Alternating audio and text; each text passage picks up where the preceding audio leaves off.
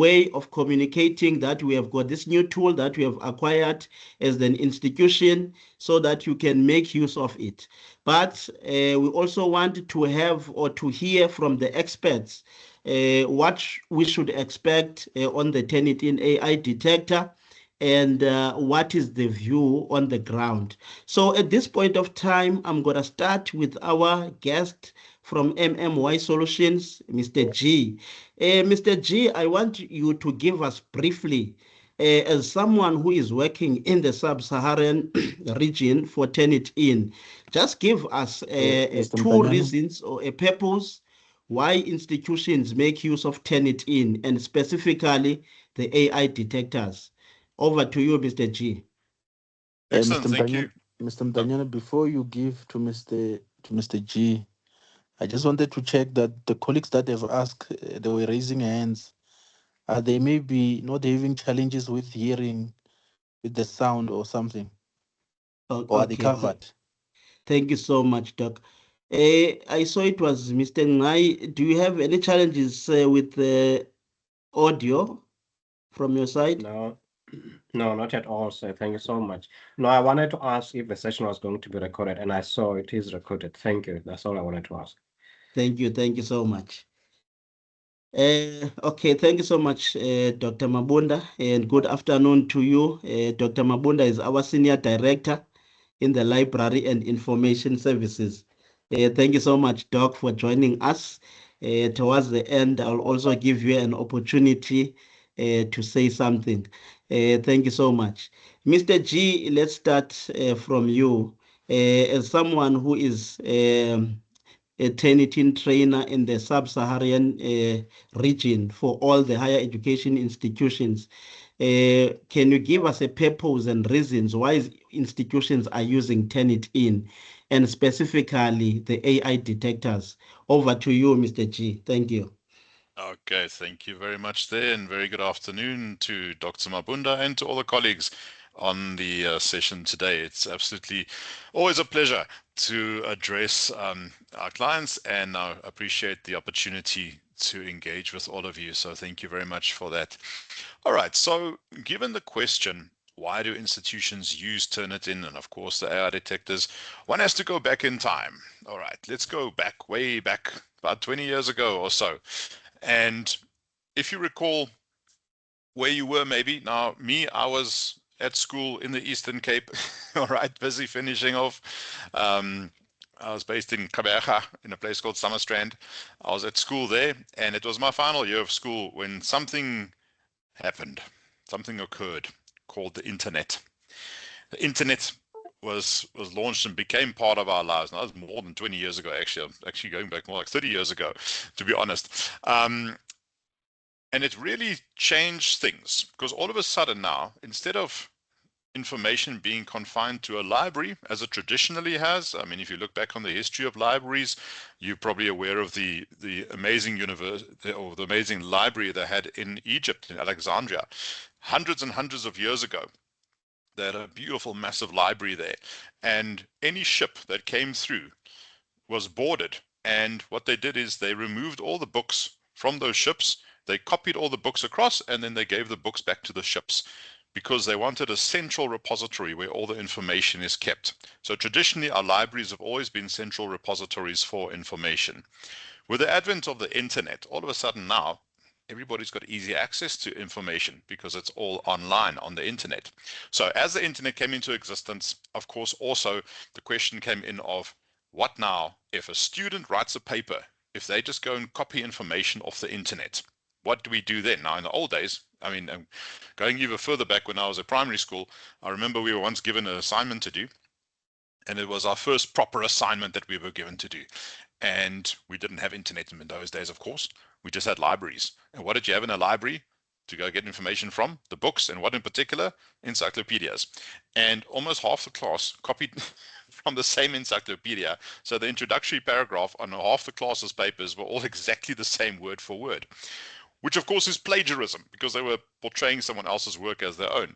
With the advent of the internet, it just became easier. All right, people can easily get access to information, they can copy things, and to such an extent that there were 4 students who were friends, and they said to each other, look guys, we're sitting here with an issue. Our classmates are using the internet to write their papers. They're copying and pasting from the internet. The university we're at has no way of controlling who's submitting what. So we, as students, are doing our work ethically. Our classmates are copying their work and they're getting higher grades than us because they're submitting a better quality work, but it's not their own work. It belongs to someone else. They've taken it and plagiarized it off somewhere. And those 4 students are actually the guys who brought Turnitin into existence. All right, so there's a bit of a long story about all the trials and tribulations they went through, but they pretty much are the people who founded Turnitin as a product and caused it to what we know it as what it is today, basically. So Turnitin started off as a similarity detecting product to detect similarity from a student submission to the internet. Then it progressed further and they added a student paper repository because they found out that people now know, okay, I can't copy from the internet, but I can copy from previous year's student papers. So we added the student paper repository. Then we added the journals, articles, and publications because people then would resort to go and looking at publications made before the internet time and they would copy from there. So those are the 3 main subsections of our current database in terms of similarity checking, which is the internet, all archive content that has been on the internet, or current content on the internet. Student papers, there's about 2 billion student papers in the database, and journals, articles, and publications. So at its core, Turnitin was a similarity checking service where it just checked the similarity. Any source that a student would consult in the process of writing their paper is indexed in the Turnitin database, and that's what it does. It picks up the similarity from the student's paper to the database, and that's how you can then pick up plagiarism. All right, so importantly enough, it's always useful to remember the software, Turnitin, or any other product like it, does not indicate plagiarism. It indicates a thing called similarity. Okay? It's a tool that we use. So it gives us a similarity report. We as the educators, we review that report and we detect if there's plagiarism. To detect plagiarism, you've got to know what plagiarism is. What is it? When a student is portraying someone else's work or ideas as their own. That's what plagiarism is. Still, the educator has a very important role in this process. Turnitin can't tell you if a student's paper is acceptable or not. It just gives you a similarity report. On that similarity report, there are 2 kinds of similarity that will be indicated. Similarity that's due to plagiarism, okay, or similarity that exists due to plagiarism having taken place. And that's advantageous for us because all plagiarism will be indicated as similarity. Second kind of similarity is similarity that's just incidental, meaning it's similarity, but it's not due to plagiarism. All right. Now, why would you have similarity that's not due to plagiarism? Sometimes you can only say a thing in a certain way. All right. So how the algorithm works that picks up the similarity is it looks for 4 words or more that's in exactly the same order that matches 4 words or more on the Turnitin database. That's all it does. It doesn't sing or dance or make coffee. All it does is it tells you 4 or more words here on the student's paper matches 4 or more words on the Turnitin database in the same order. Okay, that's how it shows a match. Now, 4 or more words isn't much. Sometimes you can only say a thing in a certain way, as I said. By chance, your student might write 5, 6 words in exactly the same order. They would trigger a match. Is it plagiarism? No, it's just incidental similarity. If your student uses a quotes something from a source and puts it on their paper, puts it in quotation marks, and references it, yes, the software might pick up similarity on that quote, as it should, because it's similarity checking software. That's what it has to do. But is that similarity incidental or is it due to plagiarism? Well, it's incidental because the student has indicated that it's not their own work, that they've taken it from an existing source, and they've acknowledged that by putting it in quotation marks and referencing it. All right. Your third occurrence of incidental similarity is in the bibliography. When we reference a source in a bibliography, we do it in a specific format. So students using the same source will reference that source in exactly the same format. So you're going to get your 4 or more words triggered. That's going to indicate a match. Is it plagiarism though? No, it's just incidental similarity. You generally can't really plagiarize a bibliography because you're referencing your own sources that you used. Other people are going to reference those same sources in exactly the same way. That's why it's going to pick up similarity. So that's the important thing to understand, that a Turnitin similarity report indicates both incidental similarity and similarity due to plagiarism. And it's up to us as educators to review that report and then make the final decision on whether that paper is acceptable or not. Okay. Now, AI. 22nd of November, 2022. Can you remember where you were? What happened on that day? They launched something called ChatGPT. All right. And all of a sudden now everybody who's anyone has access to AI. Now, way back, I actually was exposed in a certain way to AI. When I was at school, I had some friends who were at university, and one of them was a very, very smart guy, and he asked me the one day to go with him to a bookshop, which I did. In Cape Town, walked into a bookshop, and he bought a book, and on it had big letters, AI. And I said, what is this book that you're buying here? He said, no, it's a book on AI. I said, what's AI? He said, no, it's artificial intelligence. I said, oh, okay, well, it sounded very complicated to me, so I didn't really ask him more questions. But that was my first introduction to AI. This is about 1989, around there, 1989, 1990, round about there, was when that occurred. So way back already, I've been exposed to AI in a certain way.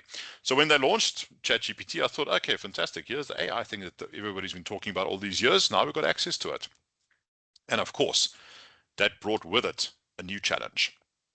What if a student just goes to an AI chatbot, puts in a prompt?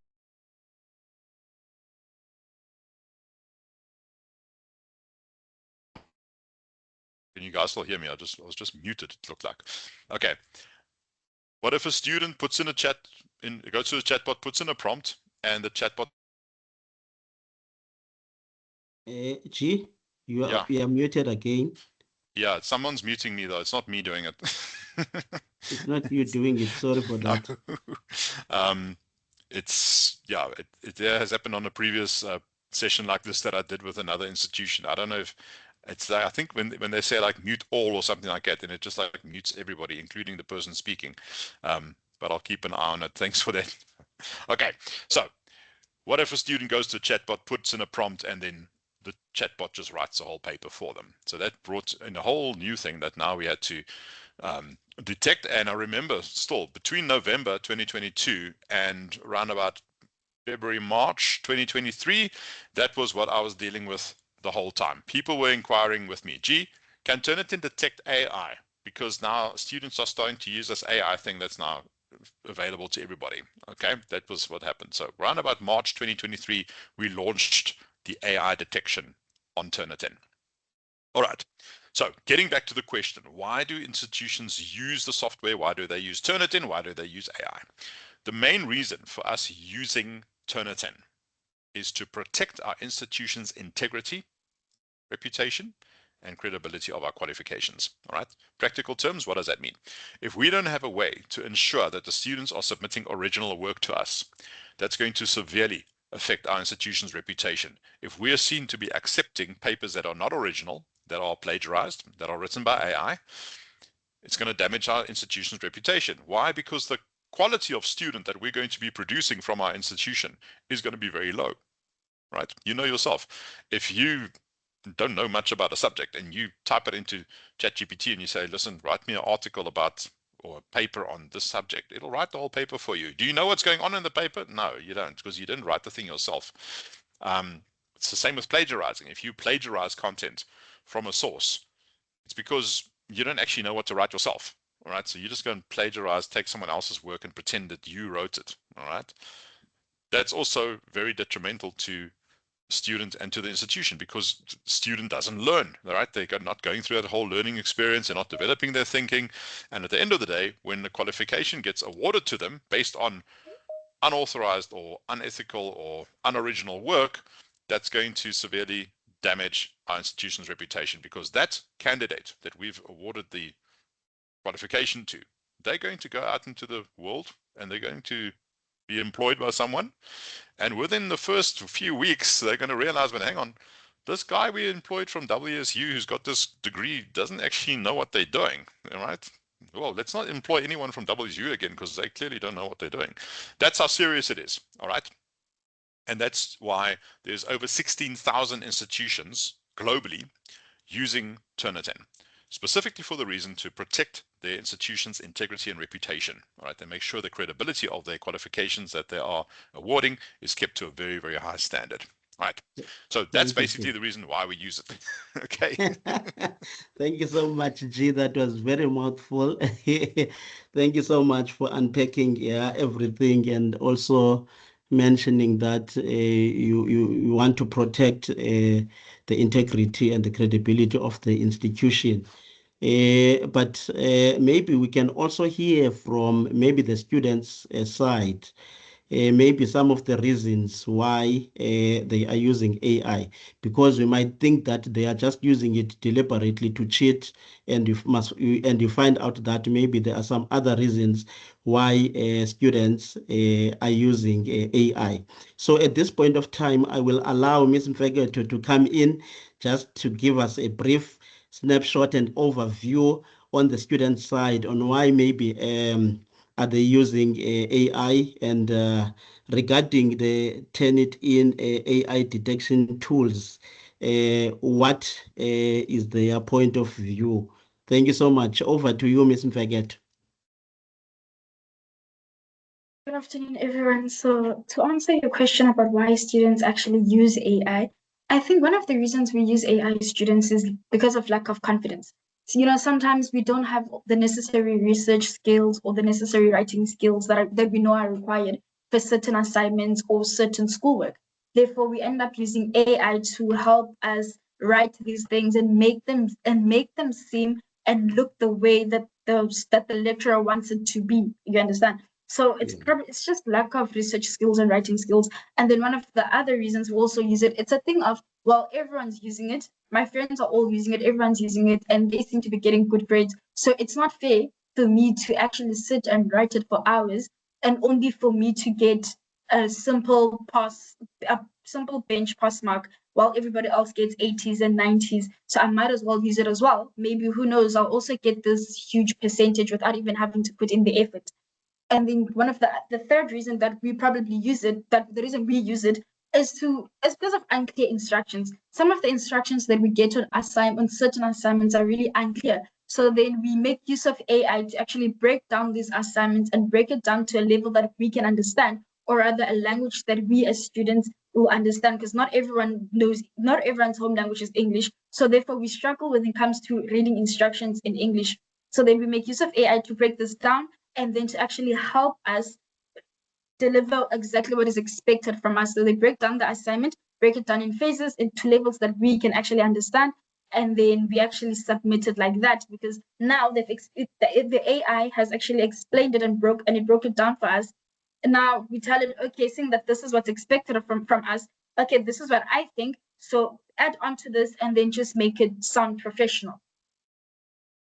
Okay, no, thank you so much, Pelo. I think we have captured your response. You gave a number of reasons why students are using AI, and you started by indicating the confidence, lack of research, and writing skills, and also the unclear instructions, from the academics, so the AI can unpack it well for you. So thank you so much. Now I'm going to move on to Dr. Mbodila. Dr. Mbodila, you have captured the students' response on why maybe they are using AI. But I just want to ask you a question regarding what are your concerns regarding postgraduate and student use of AI tools within the institution, because you are someone who is an academic. You have also written some guidelines on how students they can use AI ethically. Can you just briefly just give us maybe your concerns and maybe the advices that you can have, and also maybe touch a bit that do you believe maybe that an AI detector can solve your concerns? Over to you, Doc. Thank you so much, Bishop. Good afternoon, colleagues. Bishop, I think on my side here, as our fellow student was talking there, I think my worry is not really on cheating or on plagiarism. As an academic, my worry is basically on the foundation, the skills, that student needs. foundational skills when it comes to research, when it comes to writing, as the student was saying there. Those are some of the key issues that I usually worry about when it comes to the use of AI, because when the student use AI, they don't use it in a proper way, and then they don't try to go extra mile to try to use an AI, a sort of like a companion, something that they can use to guide them on their studies, on their research. But in fact, they use AI to do the work for them, and then it makes them to become like, not even having those foundational skills when it comes to research, when it comes to writing, because most of them, they're going to ask them a question at school or in class, and then they're going to take the same question, put it in ChatGPT, get the answers, and then copy it and then paste it there. Meaning, in the end of the day, we are trying to lose what is like foundational skills when it comes to research, and also the sense of if I may call it knowledge building. Because when we talk about postgraduate study, a student in the postgraduate level, they must produce knowledge. That's basically what they have to do. Now, for you to be able to produce knowledge, you must be able to critical think. That's basically one thing that we have, one has to have. But when students are using AI, they forget about those basics, skills that they need, how to argue when it comes, to a question that is given to them, how to try to use the literature, very nicely when it comes to research and so on. Those are some of the worries that I have. And this way, it's basically killing or destroying on the student side the confidence, to write, the confidence to read, and the confidence even, to do their proper research. And those are some of the key issues. And when you are talking about the AI detector, as Mr. J was talking there, I was just taking some notes here. He spoke about similarity. He said they have different type of similarity when it comes, when they're checking plagiarism. And now, when we move forward, talking about AI detector, in a computing way, when we talk about AI, we basically use, algorithm to try to solve a problem. Now, in a way, if we are talking about this different type of similarity, they are algorithms that are built to solve different type of similarity, and then those algorithms can only pick up issues that are in there's that are in the problem that they were designed to solve. And it makes it also a bit difficult, as he was also saying. He said, in the end of the day, the tool does not do the work. We have to do the work. To answer that question, I can say with confidence that AI detector will not solve this issue, because there will be an issue of bias in terms of data, because those algorithms, they may be bypassed if they find a text that is not corresponding in how they were built, and then in the end of the day, now the responsibility, it comes to us. As you say, you get the work, you do the reports, and still a human side of it still need to verify, because we had some concern or issues here. There were some students, they are going to do the work, and then after that, they are going to say, no, this is plagiarism, you copy and so on. And the student will bring and say, no, I did not copy, I did my own work. No, there's always those loops that human side need to cover. Hence, the tool can do the work, but we still have, to bring that human, inside to try and then to address the issue that we can encounter with the AI detector. I think that's basically what I was going to give as an input. Thank you. Thank you so much, Dr. MM. I think you've raised a number of things which are focusing on the AI detectors. One of them that I've picked up are the algorithms that are built, with these AI tools, that comes with some limitations like biases, inaccuracies, as you have indicated. And also there are some beliefs that, you know, these AI detectors, they tend to disadvantage, you know, English second language speakers. So at this point of time, I would like to hand over back to Mr. G, just to respond, you know, on what Dr. Mbodila has raised, the issues that are attached with these algorithms. You know, when it comes to the AI, to the Turnitin AI detector, in terms of disadvantaging second language speakers, in terms of accuracy, what is your view or what is your take, Mr. G? Over to you, sir. Thanks very much, and thank you to Dr. Modila for his input there, and also to Ms. Pelokazi. I think just to start off with, and actually just to address what Ms. Pelokazi has said, which is very important, is that one needs to definitely make the distinction between the ethical and the unethical use of AI. We're definitely not discouraging the use of AI in general. Absolutely not. What we don't want is for people to use AI unethically. And some of the points that Ms. Pelokazi raised there is actually to do with the ethical use of AI, where students are using it to empower themselves, all right, which is fine. That's not a problem at all. We're not having any issue with that. It comes down to the unethical use of AI that we want to counteract. So as Dr. Modila has said, I mean, regarding the algorithms and the stuff that use that, we are continuously working on that AI detection model. All right, it's continuously being improved and bettered and all that kind of thing.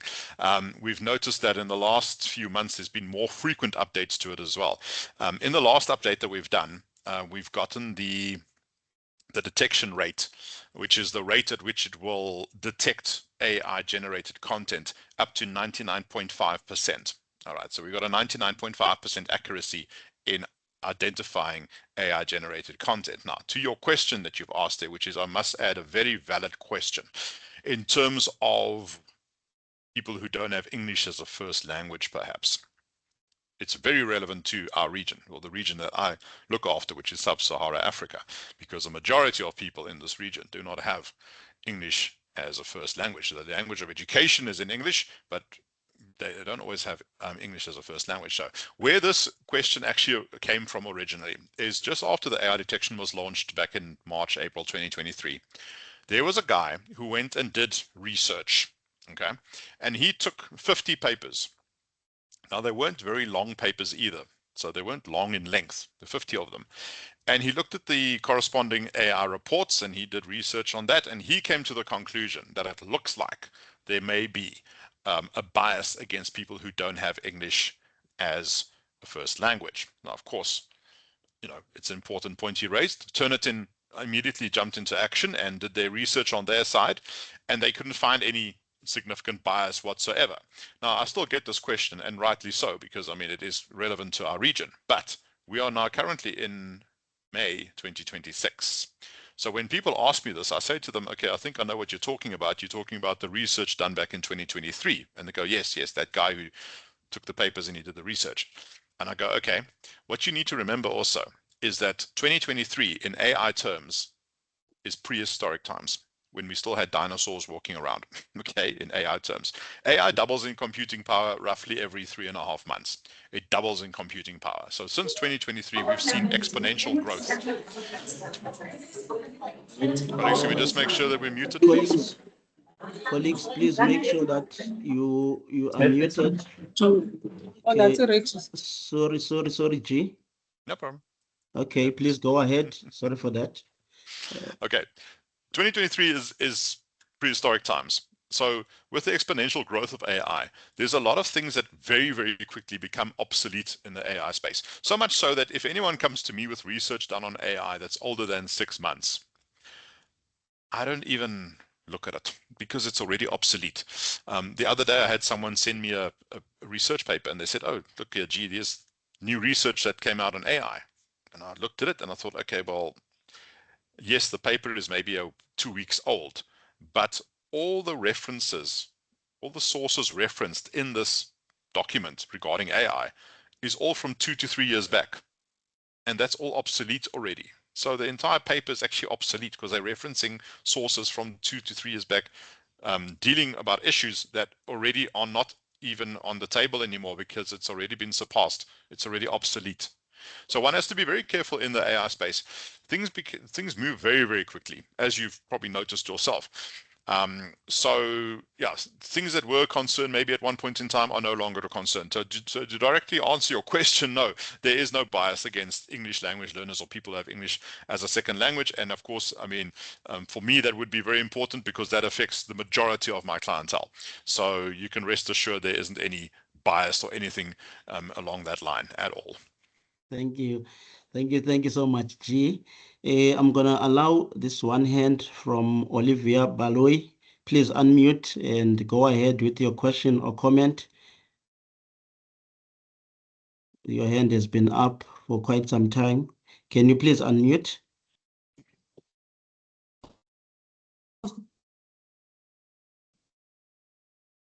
Okay. Can you say something? Yeah, yes, you have I wanted unmuted. to ask a question. Yes, I'm not a student, I am a lecturer. But my question is, if you catch a student that they have used AI on their work, they will normally say, no, I use AI on my work. I wrote this work myself, but then I gave it to AI to review it, you know? So where does that leave me as a lecturer? And the question I'm asking, it also links to what the facilitator and the previous speaker were saying in terms of the issue of the English.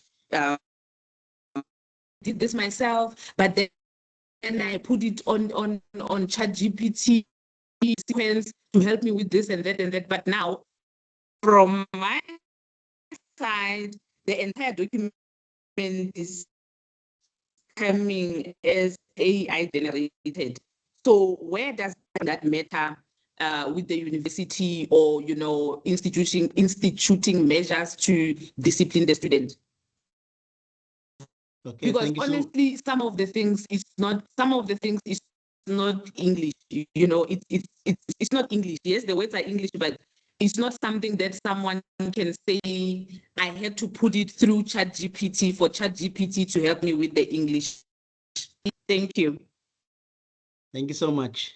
Anyone in the panel who would like to respond? Yeah, I'll to respond to that. Thank you. All right. So yes, very valid question. That absolutely. Yeah. So there's two schools of thought around that. Now, coming from our client base, because obviously we discuss these things with them. So one half of our client base says no. We don't want that to happen at all. We don't want the students to write something themselves and put it through a tool that rewrites it for them, because the whole idea of them being at our institution is for them to learn and to develop their thinking, develop their writing, and we can't gauge that if they are using tools that rewrite text that they've written and they're submitting that text to us. How do we then know how the student is progressing throughout their academic career, academic period? Other group of clients say, no, you know what? We understand the situation the students are in. We don't mind if they do that. However, we're not just going to accept the final paper that they submit as their own work. All right. What we want to see is what they started off with. All right, so what they wrote themselves. Then we want to see, they need to tell us where they submitted this thing, what's the prompt they used, and we want to see the output, and then we'll compare that with the final document, and then we'll accept that. We're not just going to accept the final document on its own, all right, which makes sense. It's a lot more work, of course, if you can imagine, but it makes sense because we must always remember the whole idea of us being an educational institution, of our students studying at our institutions, is to develop their thinking, develop their minds, which they're not fully going to be doing if they're writing something and then asking AI to rewrite it for them. All right, they're just going to get used to asking AI to rewrite things for them. They're not going to develop their thinking in that sense. So what Turnitin does, and if there's time, I'll definitely show this to you. Turnitin has developed a product called Turnitin Clarity. And Turnitin Clarity is basically a composition space, and what it's got built into it is an ethical AI assistant. Okay. like a chat GPT you can think of, built into Turnitin Clarity, but it's an ethical AI assistant. So what it does is the student can start writing, and this thing will sort of take into account what the student has written, and it'll give them certain suggested prompts that they can use. It'll say, for instance, okay, well, make an outline based on what you've written already. I can make an outline for you for the rest of the paper. The ethical AI assistant can also read the instructions that the student was given, and it can relay those instructions to the student. It can guide the student along based on those instructions that were given. If any of the instructions are unclear, the AI assistant will explain it in detail for the student, for them to understand. The student can then write their paper. If, for instance, there is a section of text that the student has written themselves and they're not fully sort of confident in what they've written, like you say, with the English and that kind of thing, they can copy and paste that section of text into the AI assistant and ask the AI assistant to write it for them in a more fluent tone, a more academic tone or formal tone, which the AI assistant will do, and then they can copy it back onto their paper. You as the educator, when you review the Turnitin Clarity report, you can see exactly how the student interacted with the AI. So if they wrote something themselves, you'll be able to see that. You'll be able to see the prompt they put in, and you'll be able to see the output. And you can see where it appears on the student's final submission. So you got a complete overview over the whole writing process. The ethical AI assistant also, if the student asks the ethical AI assistant to write the paper for them or to complete the rest of the paper for them, it won't do it. It'll say, listen, sorry, I can't write the paper for you. You're here to learn as a student. So I can guide you along, I can give you ideas, but I can't write the paper for you. If the student asks anything that is absolutely not related with the task that they're doing, again, the AI assistant's going to say, sorry, this is not what you asked me now. It's got nothing to do with what you're writing here. So I can't help you with this. We're following the instructions that you were given. We're writing according to the guidelines that you were given to write this assignment. I can't help you with other things. All right, only with this assignment.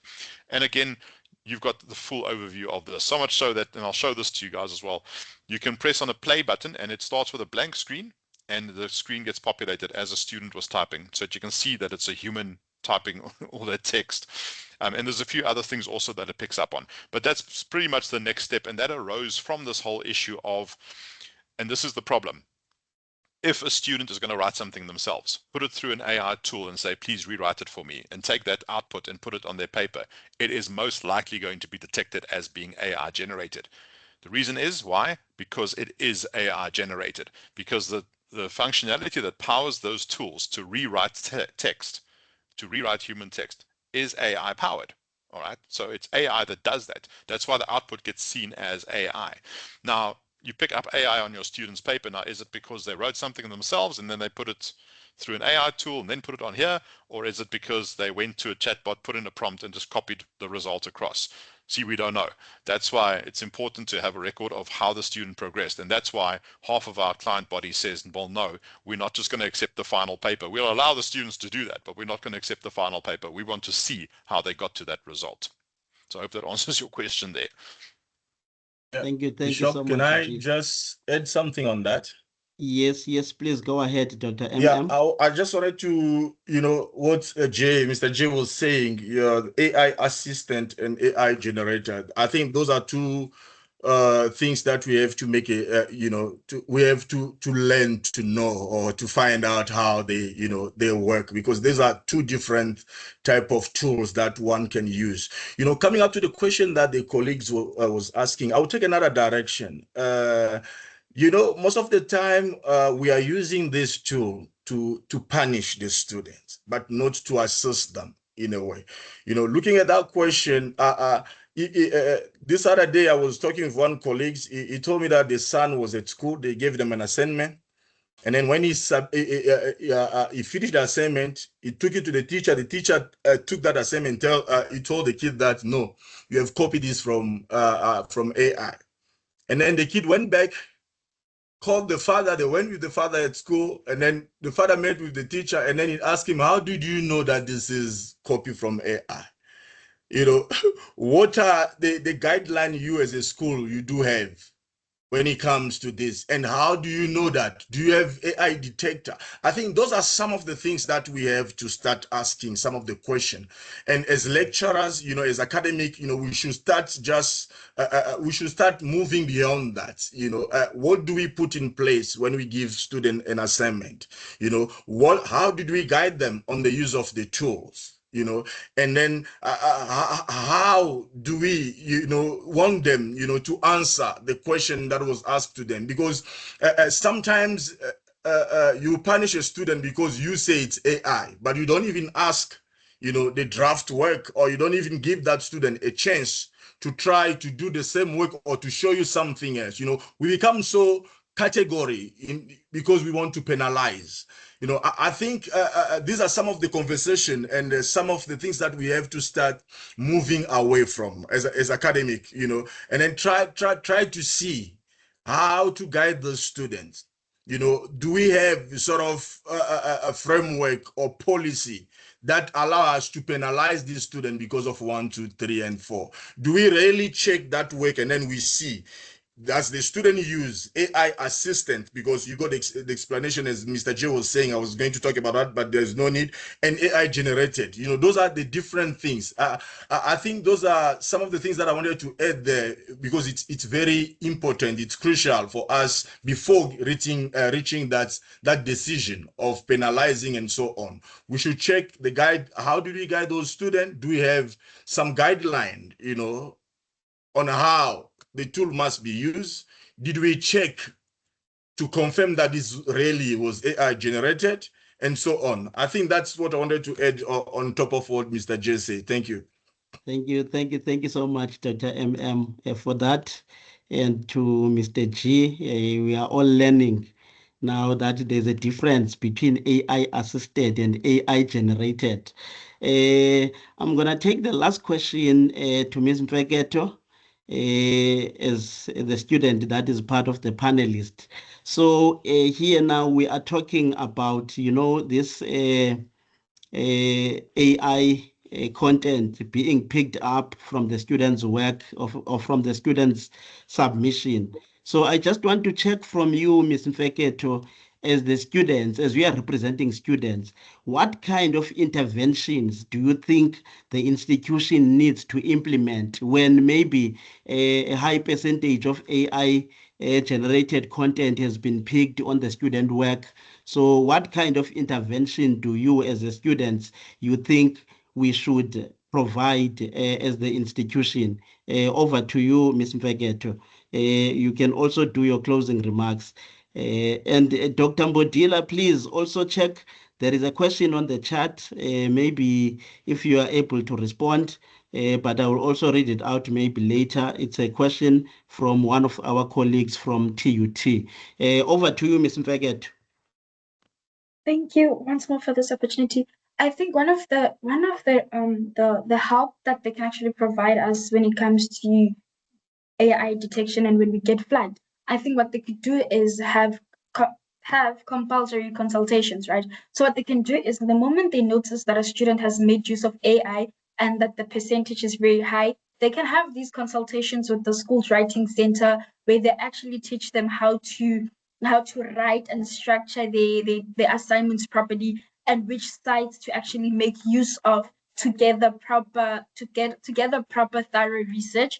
And what they can also do is they can provide AI workshops. The moment that they see that a number of students are making use of AI, they can give us AI workshops where they actually teach us and show us what type of AI can we use and how should we use it, so that we don't get flagged and so that we don't break any rules or protocol that is required from us as students. Another thing that they can do is they can make sure that they provide reading, because sometimes it's not a thing of I'm just lazy to actually do the work, but it's generally a thing of I don't have a vocabulary that is big enough to help accommodate me when it comes to writing. So what they can do is they can provide sessions or classes where they actually help the students read and improve their vocabulary, so that when with all those skills that comes from the reading, the improved vocabulary, they can actually then learn how to structure. They will know how to structure the assignments, how everything needs to be structured, how everything needs to work. Thank you. Thank you so much, Ms. Pekot. What I'm getting from you is that you are advocating for developmental interventions when it comes to AI rather than punitive interventions. Thank you so much. That has been noted. I'm gonna read the last question for you, Dr. Mbodila, and then allow the two colleagues who have raised their hands to ask their questions. Then when they are done, we will then hand over to Mr. G for the live demonstration on the Turnitin AI detector. So there is a question that reads as follows on the chat. Dr. Mbodila, don't you think it's about time that academics or schools design activities that allow students to move between different levels of learning, from understanding to application, to promote critical thinking, research skills, etc.? So that is from our colleague from TUT. Please respond, Dr. M, and then I will allow other colleagues, and after we have responded, me and you, we can move to the chat and respond to the questions there directly if there are any questions that are coming, as G on the other side is continuing with the live demonstration. Over to you, Dr. Mbodila. Thank you so much, Chair. Thank you for Lulama for the question. You know, myself, yes, I believe it's not only the time, but it's essential, you know, for academic to start doing that, and school also, you know, to start doing that. But, you know, if you go back, you are going to see, for some of us, you know, most academic here, those that they've been in sort of DLT training, these are some of the things that, you know, we've been taught on how to start developing or designing activity that allow the student to move, you know, from different level, you know. And then you ask a question, because this question is a provocative question. It may turn, you know, the discussion in another direction, because these are the people who go for this training to design these activities.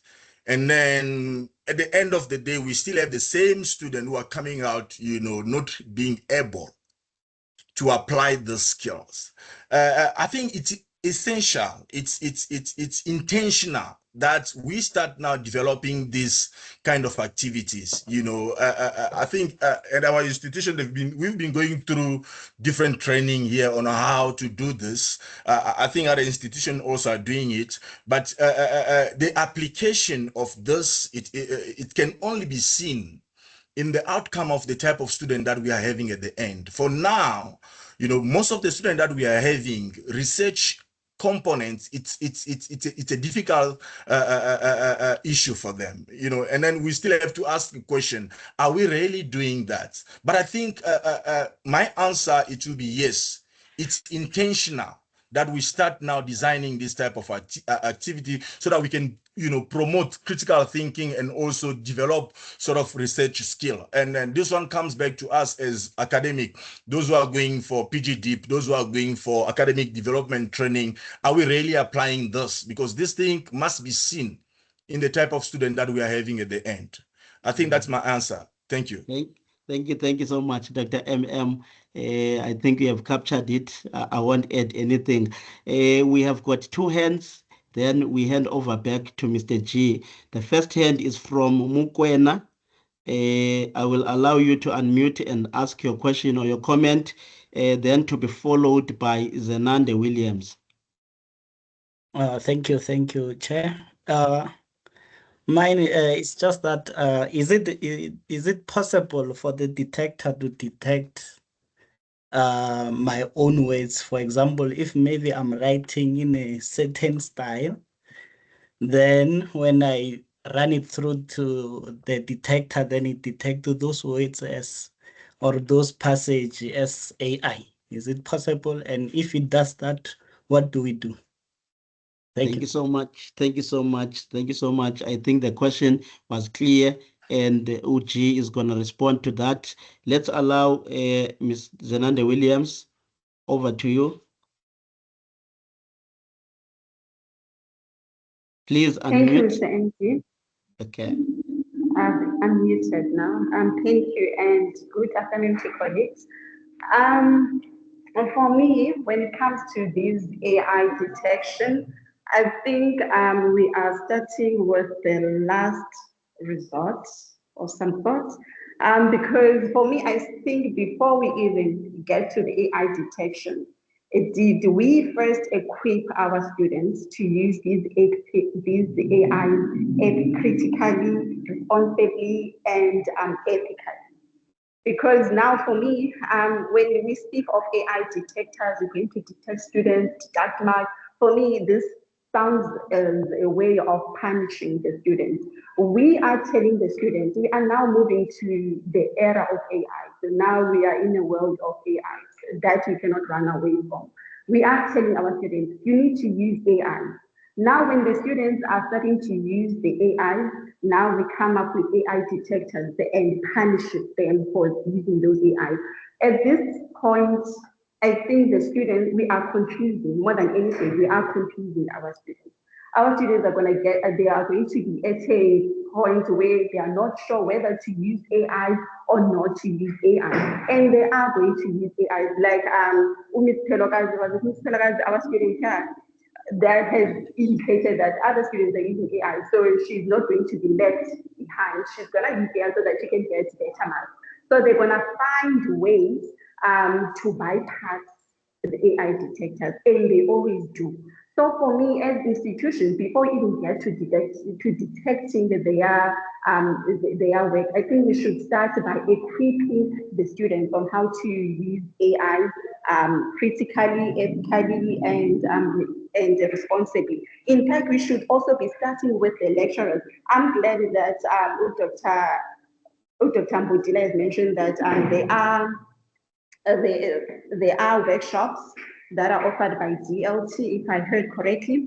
There are workshops that are offered by DLT on equipping lecturers. I think that's where we should start, equipping lecturers, in fact, both the students on how to use the AI and also the lecturers on how to access in this in this era of AI. Because we find that as lecturers, we are still assessing the way that we're assessing in 2019, 2018, 2012. But now we need to also move with the times, assess in a way that that will accommodate students to use AI. Because really, we can't say students they should not use AI if they are going to use AI, they're going to use Turnitin and punish them. We should be sending students to AI. Each and every course, each and every assessment, each and every activity should be AI related, should be sending students to go and use AI and then teach these students to use these AIs critically, and ethically. Thank you. Thank you so much. We have captured your input, and it is much appreciated.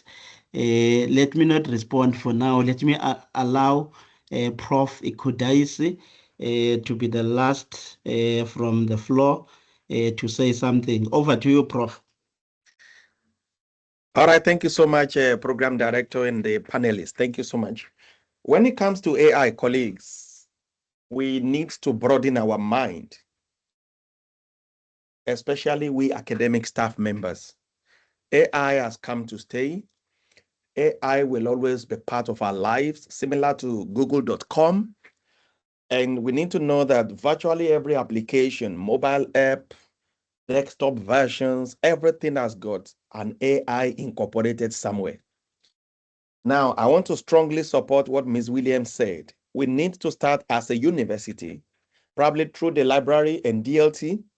Let's roll out training programs for staff members and our students before we can even start talking about how do we want to penalize or evaluate or detect the use of AI. It's a free for all right now. It's not regulated. And last year, I attended some short courses on AI in one university. And from there, I saw the university as a whole, they have these AI policy statements, which was approved and everyone adheres to that. As we speak here in Waters Solo, there is no AI policy as far as I know. Hence, it becomes tricky. even you as an academic staff who clearly saw, okay, this student copied this from AI verbatim, on which leg are you going to stand when you want to judge this person? The normal, usual similarity index that we know, the traditional internet-based, it's fine. But now when it comes to AI, then it becomes tricky. So what is the baseline of acceptable similarity index when it comes to the AI side? We know most of the thesis things and whatever. Some can say 18%, 20%, 25%. There is no direction. There is no indication to say so percentage is acceptable.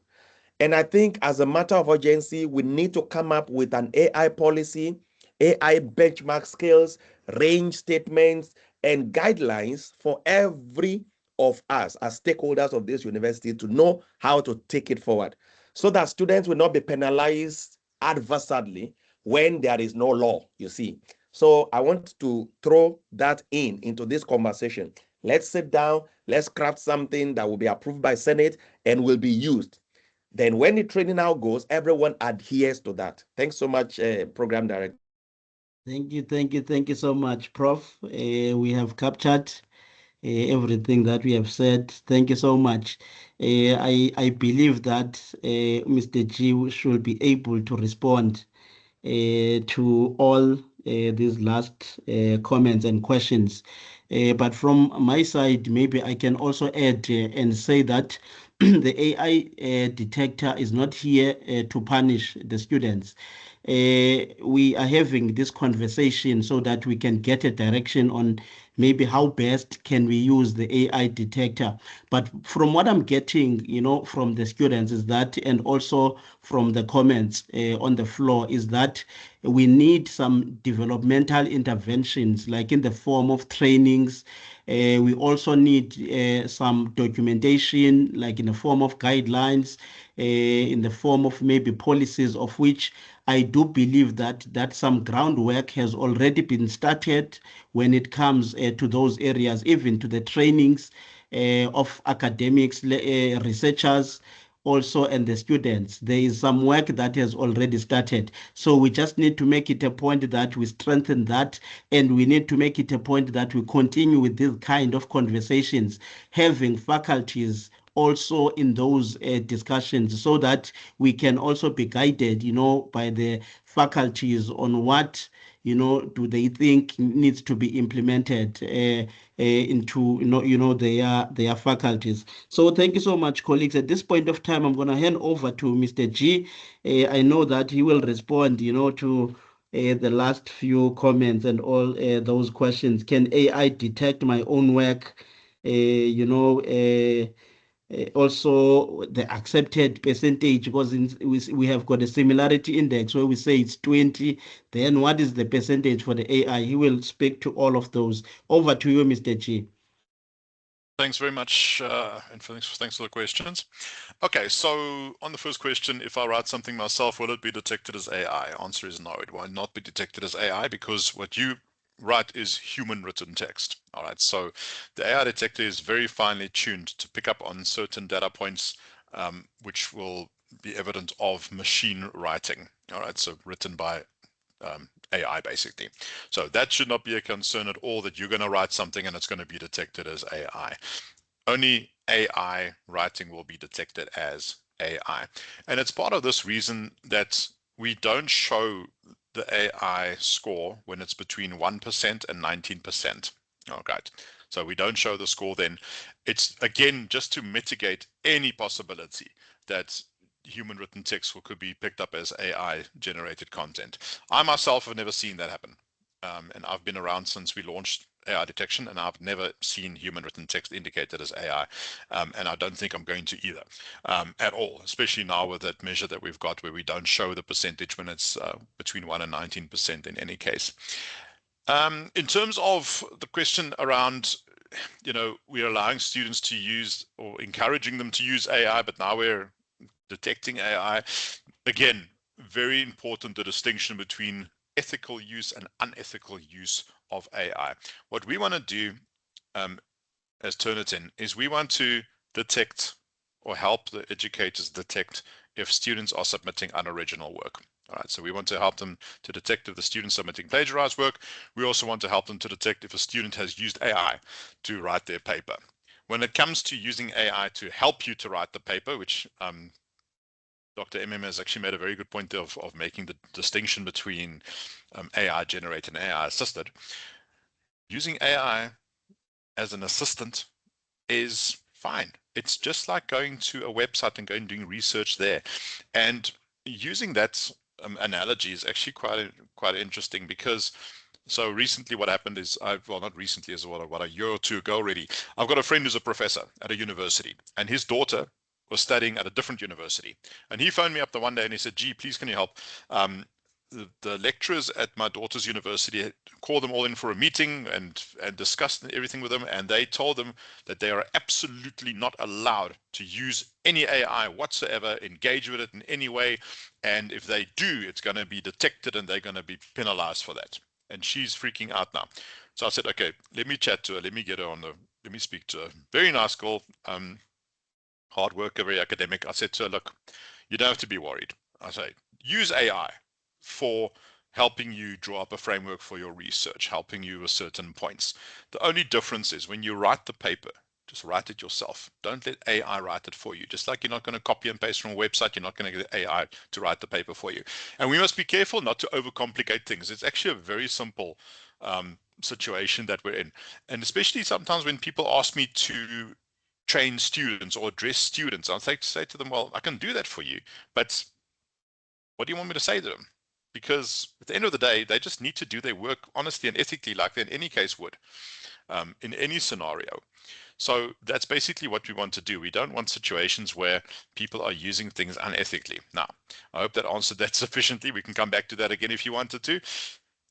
On the percentages, if I want to know if a client knows how to use Turnitin or if they are using Turnitin effectively, I very simply ask them this question, and I say to them, what is the acceptable similarity index percentage or threshold similarity percentage that you guys use in your institution?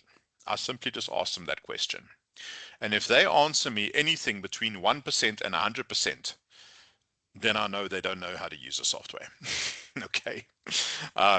This might come as a shock, but that is unfortunately the truth of it. All right. So if I engage with an institution and they say to me they use 20% as a threshold, as a cutoff, I say to them, okay, 20%. I said, okay, so what you're saying to me is that you accept up to 1/5 of your students' papers containing plagiarism. You're completely happy with that.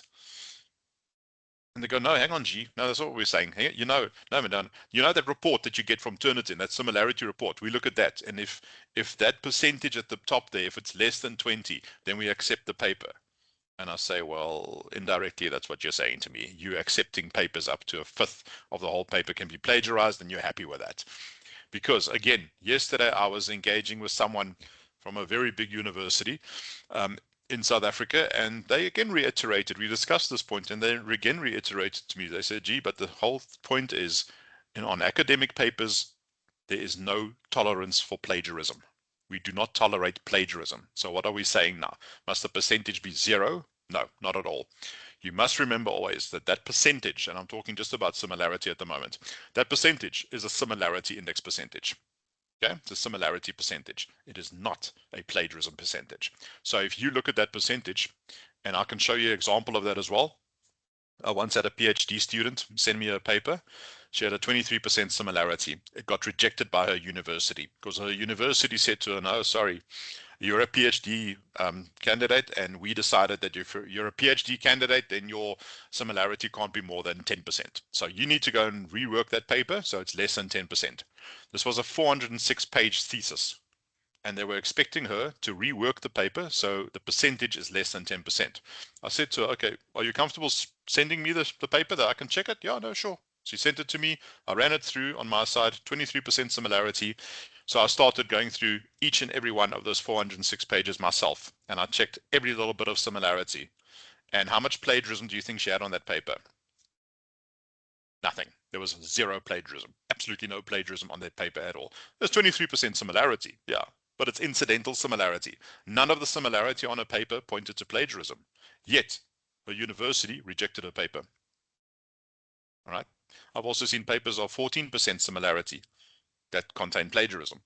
So it's not about what that percentage is. Anyone who tells you that they're using a certain threshold percentage or cutoff percentage or acceptable percentage is unfortunately saying to you that they don't fully understand how to use a software. And in that process, they're either doing a disservice to their students or they're doing a disservice to their institution, because they will be accepting papers that contain plagiarism. They will be rejecting papers that don't contain plagiarism. Right? It's very important.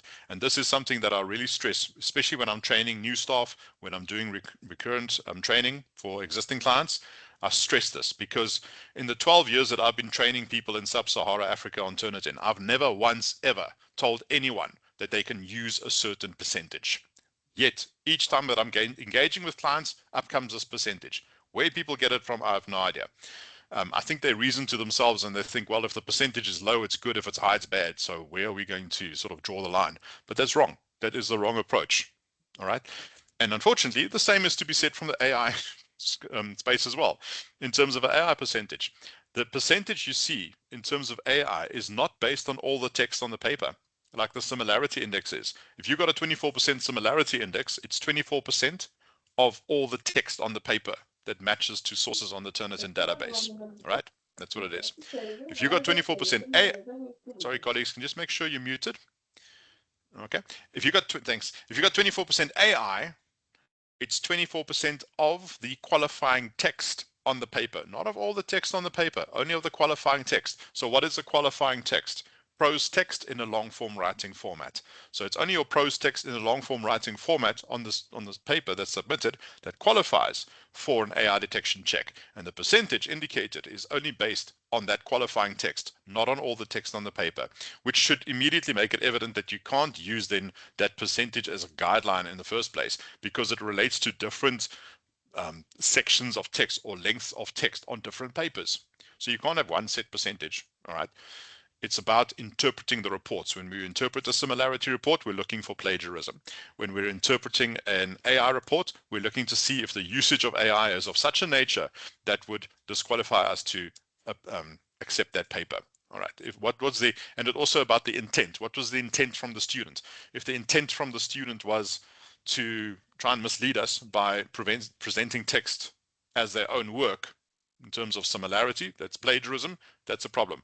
If the intent with using AI was to have a sections of text that should have been human written by AI, all right, and pretending that it was human written, but they actually use AI to write the paper, there you go. The intent is there to bypass and to not act ethically from the student side. And that's what we've got to act on. So again, coming back to the whole thing of not complicating things, the students, all they need to know is just how to write academically, how to write ethically. So the points that was raised earlier about writing properly and how to do research and referencing and citing and paraphrasing, that's very valid. That's still extremely valid. That needs to happen. All the student actually just needs to know is how to write their paper properly, right? Know not to plagiarize, know not to use AI to write the paper, and then submit their paper. On the lecturer side is how to use this software as a tool that it's designed to do and how to interpret those reports. I once came across an article written in Kenya by a Kenyan doctor who absolutely had completely no clue how to use the software. And he was saying, oh no, but students are now failing to graduate because of Turnitin. And I said, how can students fail to graduate because of Turnitin? Turnitin doesn't tell you whether a student's paper is acceptable or not. It wasn't because of Turnitin. It was because of the supervisors who didn't know how to interpret reports. And they were misinterpreting reports and failing students who actually should have passed. So that's very important to understand where the software fits in. It's actually it actually plays a very small, important role. It's a very important role it plays, but it's very small. And it's just a tool to help you to ascertain whether the document's original or not. And that's it. All right, there we go. Thanks for that. I hope that answers your questions there. Yes, thank you so much, Chi. Can you now just move on to the quick demonstration of how this AI report looks like? Thank you so much. Sure thing. Yeah, sure. No problem. All right, just give me 2 seconds. I just want to see which, here we go. Okay, so I'm going to use a very rudimentary example here, very basic. And the other thing that's very important to remember, colleagues, is that you should not just look at each one of these reports in isolation. All right, there should be a holistic approach to interpreting the reports, meaning you don't just look at the similarity report completely on its own. You don't just look at the AI report completely on its own.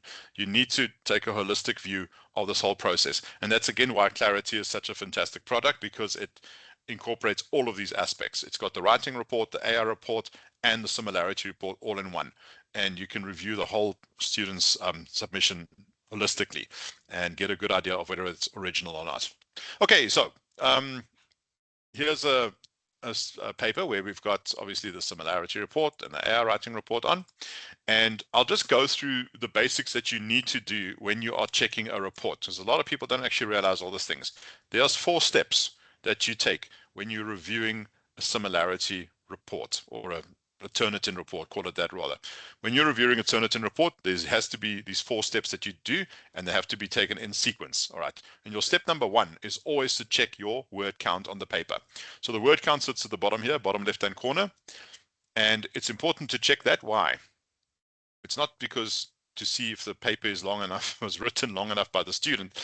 The word count figure indicated over here is the amount of readable text on the document. And that's important because it's only the readable text that gets that gets checked for similarity and AI. Okay. If the text is not readable, it's not going to be checked for similarity. So what makes text readable? What makes text unreadable? What makes text readable is when the software can read the binary code of the text, of the letters itself. Each letter on a computer is represented by a string of 8 digits of binary code. That's your zeros and ones. So, you know, people call me G, all right? So in this word here, integrity, there's a G in that word. And the binary code for the letter G is 01000111. So when the software reads 01000111, it reads what we see as a G. Okay, so a collection of binary code makes up a word, and that is how the algorithm works. It reads the collections of binary code, compares it with all the binary code on the Turnitin database, and that's how it indicates similarity. So if it can't read the binary code, it can't do a similarity check. Why would it not be able to read the binary code? If the student has scanned in sections of their paper, when you scan in a document to a computer, it sees it as an image. It doesn't actually see the text itself. It's a picture of the text. You as a human can read it because it's a picture of the text, but the software sees it as an image. Okay, computer sees it as an image. There's no access to the binary code, so you can't do a similarity check. If you take a screenshot of text, put it on a document, submit it. Again, the software can't do a similarity check on text that's put there by means of a screenshot because it's a picture of the text. It's not the text itself. There's no binary code for the software to read to enable it to do its similarity and AI check. So your first thing you do is always check your word count, make sure it makes sense, make sure it correlates back to the amount of text visible on the submission.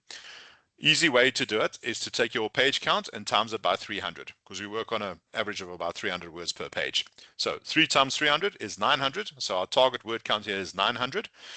Take into account now on the first page, we got a big image here. And on page 3 of the submission, only about a third of the page is populated with text. So in that case, 753 words, that makes sense. Okay, so word count check looks all right. It is picking up all the text. Check number 2 is your flags. Your flags sit up here. You click there.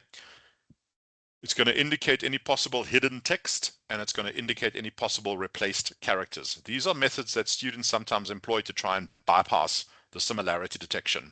So you need to know how to identify it. You need to know what it is. Hidden text, for instance, if I click on there, it tells me there's 66 suspect characters on 2 pages. All right, and it highlights the hidden text. So here I can see the student has hidden an I in front of each word, and they've colored it the same color as the background. Now, if you think that this might take a lot of time for the student to do, now, if you use the find and replace functionality on your word processor, you can do this within 2 minutes. Whether your paper is 10 pages long or 100 pages long, doesn't matter. It's going to take you 2 minutes to do it. In this case, they only did it to this one sentence. So that sentence is not readable by the software for a similarity check, because the software is not going to recognize these words, because there are no words such as I generating, I personalized, I lesson, I plans, I to, I analyze. Even less do those words exist in exactly the same order on the database. So it's not going to do a similarity check on that text over there. Over here, what the student did was to add in extra text and again, color it the same color as the background so you can't see it. And the reason why they did that is to increase the word count. All right. So the word count figure we saw here is then actually accurate because it's taking this text here into account. That's why it's important to know how to identify hidden text, because then we can see where the hidden text is, what the student had done. Replace characters is when the student takes letters from other alphabets that looks the same as the letters in our alphabet and replaces it. Again, why? Because letters from a different alphabet has a different binary code. If they change the binary code, the thinking is, okay, maybe we can throw off the similarity detection because it's not going to recognize the word. But Turnitin is quite clever. So here it indicates to you the replaced characters. So that thing, it looks like an R, which is in the position where you would expect an R to be, is not actually an R. That is the Cyrillic character for their G. Okay, so if I was Russian, the Russians use the Cyrillic alphabet. If I was Russian, that's what I would look like. That's a Cyrillic G. It looks the same as the Greek letter gamma. All right, if you're familiar with the Greek alphabet, Greek gamma, that's what it looks like. So if you read it, your brain tells you that's an R, but it is in fact not an R. It's a replaced character. It's a Cyrillic character for G. So again, they try to throw off the similarity detection this way. In terms of replaced characters, Turnitin's quite clever. It realizes that, and it actually converts that replaced character back to what it should be. All right, it converts it back to a Latin R. Our alphabet is the Latin alphabet. Converts it back to a Latin R. So you need to check your flags. It's always check number 2. So check number 1, word count. Check number 2, flags. Check number 3, AI. In terms of AI, we show 2 kinds of AI. We show AI generated only content. Okay, so where a student has maybe gone to a chatbot, put in a prompt, got a result, and they replicate that result on their paper. That's straight AI generated content. The other type of AI we indicate is AI generated text that was AI paraphrased. So if a student goes to AI chatbot, puts in a prompt, gets a result, takes that result and puts it through an AI paraphrasing tool or a word spinner, and then replicates it on their paper, that is what's known as AI generated text that was AI paraphrased. And that's indicated in a magenta colored highlighting. So over here, you have your paper, page 1, page 2, page 3, and it indicates the sections on the paper where AI has been detected. So all you do is you click on the section there, and it takes you to that section of text. Over here, it's picking up all this text here as being straight AI generated content. And the purple one is picking up this text here as being AI generated text that was AI paraphrased. All right. So now, very important, how do you do the interpretation? And here's where there's a bit of a paradox between similarity reports and AI reports. A similarity report is pretty easy to generate because what the software does is it compares the text on the submission to the text on the database. It indicates a similarity, and there you go. So it's pretty clear cut. It's very straightforward. Interpreting the report is a bit more tricky because you need to make the distinction between incidental similarity and similarity due to plagiarism. So interpreting a similarity report is a bit more involved. Whereas with the AI, generating an AI report is quite technical. All right. Fortunately, it's the software's problem. It's not our problem. The software does that part for us. It's technical to do the text analysis and identify something as being AI generated. Okay, at least it does it very well, but it is quite an involved process. It's not as straightforward as doing a similarity check. However, doing the interpretation of an AI report is a lot more straightforward. Why? Because it only indicates text as being AI generated if that text is AI generated. So all we need to do is look at the text here and say to ourselves, okay, this text here has been picked up as being AI generated. What was the expectation from the student for this paper? Was the expectation from the student that they should be writing all the text on here themselves? Was the expectation that this should be fully human written? If that is the case, then there's a problem because we can clearly see that this text is not human written. It's written by AI. All right. So again, we're the tool. We give you the similarity report. We give you the AI report. What you do with it as an educator is really up to you. We don't tell you whether the paper is acceptable or not. We don't do that. We just give you the tools to use so that you can make an informed decision in your institution based on what your expectation was from the student. Okay. And that's pretty much how it works. All right. So any questions on this? Anything else you want me to show, or anything else that's not clear, or anything like that? Thank you so much, Mr. G. I think everything is clear.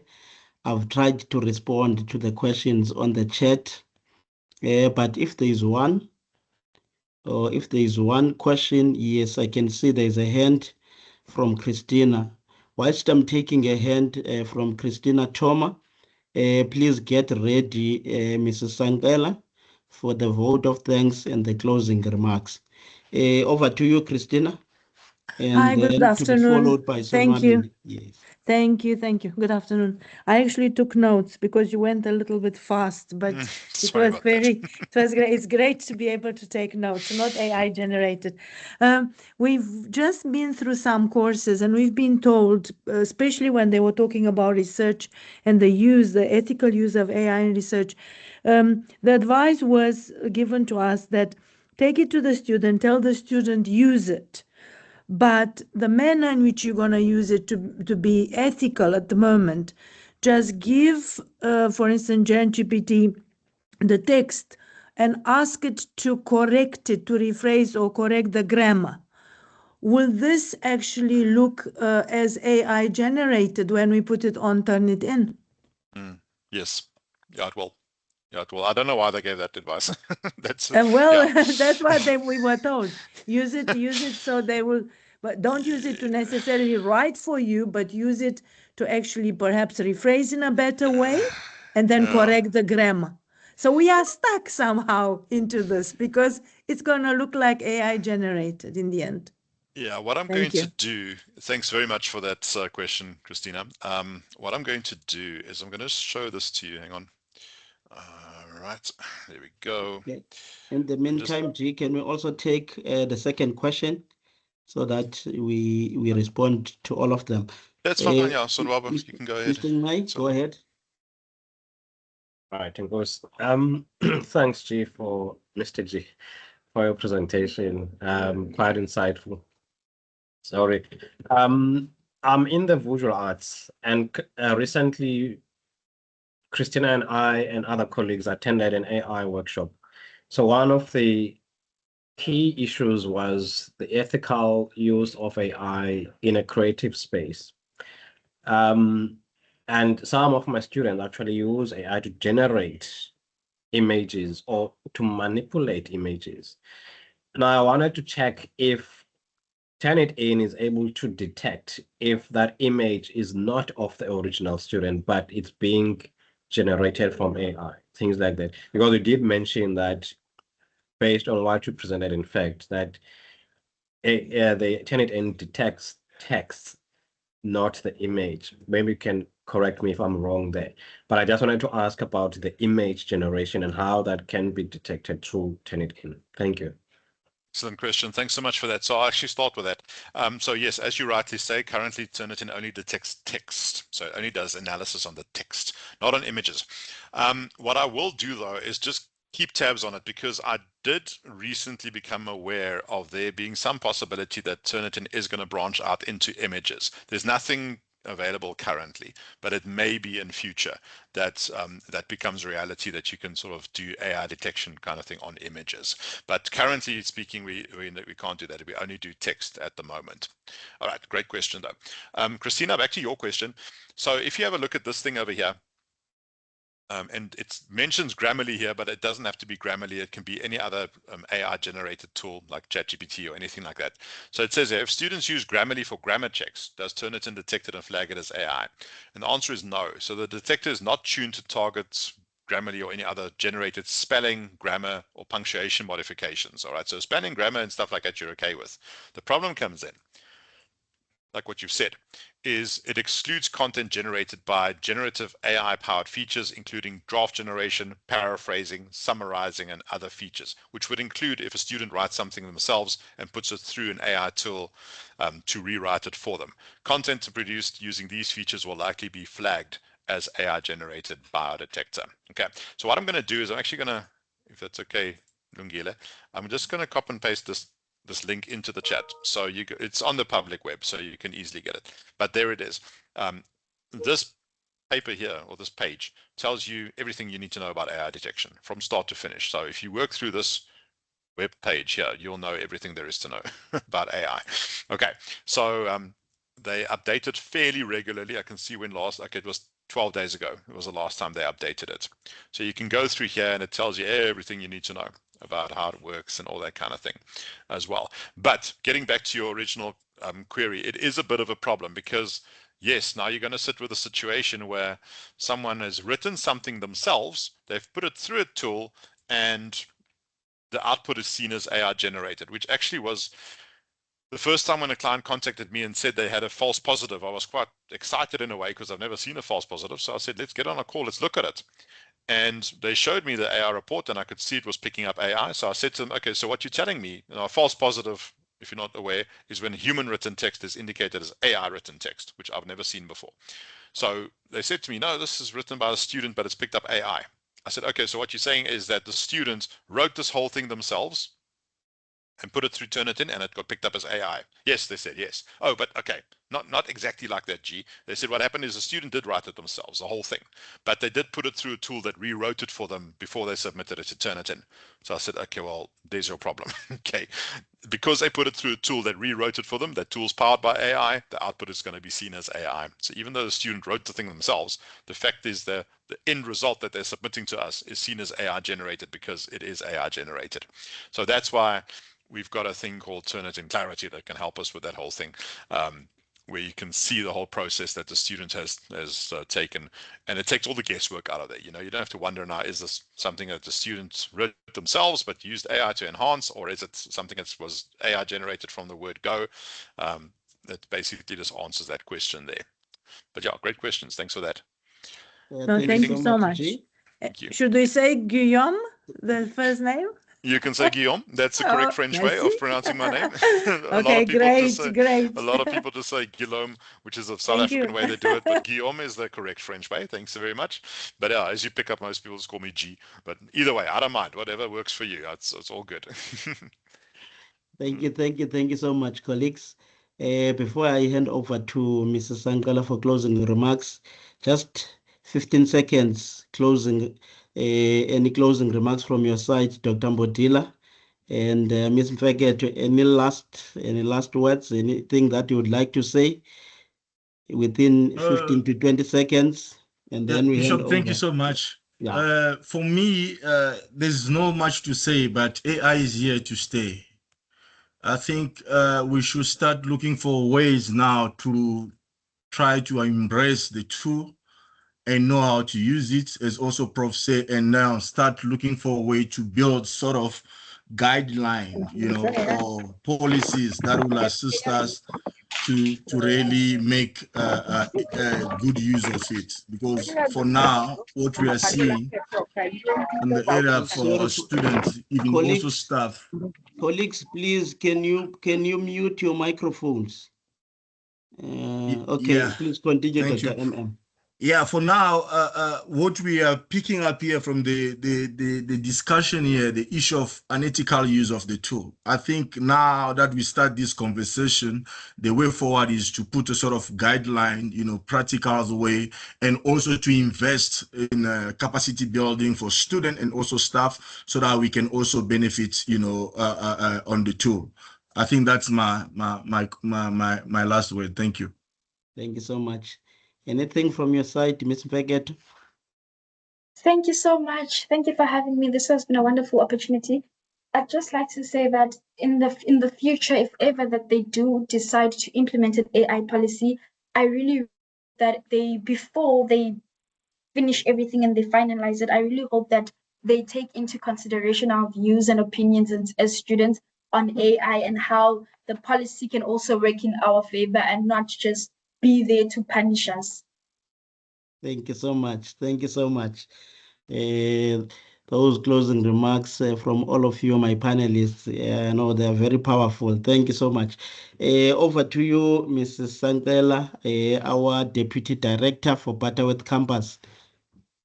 Thank you, Mr. Mdanyan, and good afternoon to colleagues. I just want to say thank you to our panelists who have come to shed the light on AI and also dived deeper into what is expected from both sides, which is the academics and the students. There was a voice from the student and there were voices from our academic staff. And also to you, Mr. G, that was a nice presentation. And also what you've just said, Dr. Mbodila, that AI is here and it's here to stay. So we need to embrace it. We need to change our lives and adjust around how to assist our students with the ethical use of these platforms and how to be ethically and critically when we're using them. So with those words, colleagues, thank you to our participants who came and listened and also engaged. It was a very fruitful presentation, and also we are very enlightened in what to expect and what we are saying. Thank you and have a good afternoon, colleagues. Thank you, Mrs. Sangela. Thanks, colleagues.